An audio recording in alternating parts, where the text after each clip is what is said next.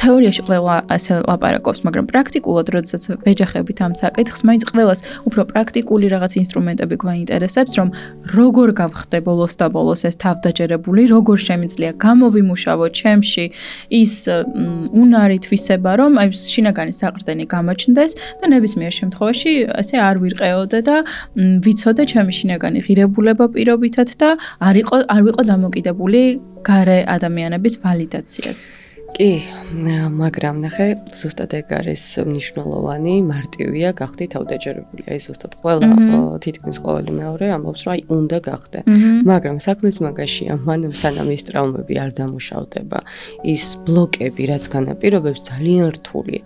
თუმცა ძალიან ელემენტარული, კიდევ მეორდები სიღრმისეულად აუცილებლად ტრავმების განეიტრალება ჭირდება, მაგრამ ძალიან ელემენტარული და პრაქტიკული სავარჯიშოები ჩვენ აქედან შეგვიძლია შევასწავლოთ მსმენელებს და პირველ რიგში აუცილებლად უნდა ემეგობროს საკუთარ თავს. არიან ქალბატონები, მარტო ქალბატონები არა თუნდაც მამაკაცები, მაგრამ ძირითადად მაინც ქალბატონები, რომელიც შეიძლება საერთოდ არ უსვამდეს საკუთარ თავს, კითხვას რა მსურს, რა მინდა. ანუ დაუმეგობრდნენ საკუთარ თავს და შეეკითხონ, ანუ რა სურვილები გვაქვს, თუნდაც ელემენტარული, პატარ-პატარა სურვილებით გავანებივროთ საკუთარი თავი.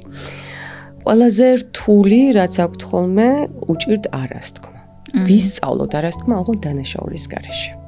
იმიტომ რომ ესეთი ქალბატონები შეიძლება თქვან არა, მაგრამ გქონდეთ მუდმივი თვითგვემა, თვითდაგნინება, რომ აი რატო თქვი არა ნებისმიერ საკითხზე.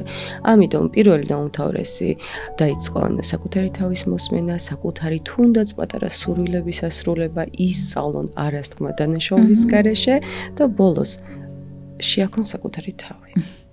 ყველაზე მნიშვნელოვანია ძალიან პატარა პრაქტიკა ასევე ვიტყვი.